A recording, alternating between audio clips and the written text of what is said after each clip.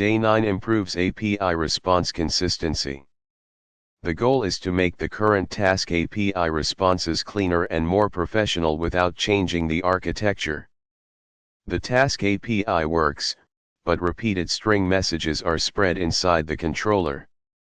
Before adding more modules, consistent responses make future features easier.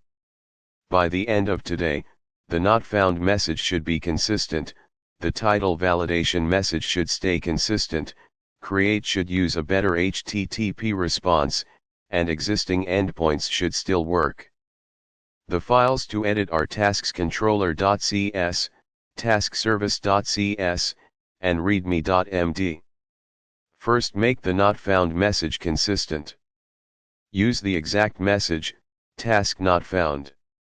Apply it to get by ID, update, and delete. Next, confirm the validation message is consistent. Both create and update should use, task title is required.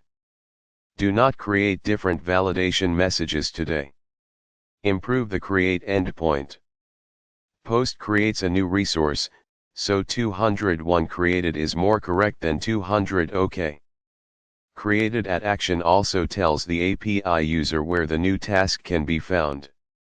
Review the final status codes. Get all returns 200 OK. Post returns 201 created.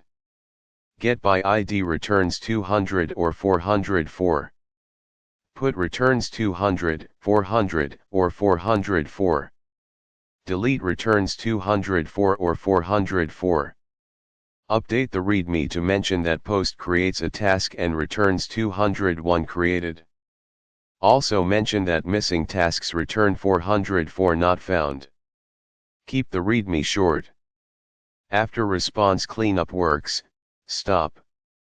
Do not add user API today, do not add SQL Server, do not add EF Core today, and do not redesign the architecture.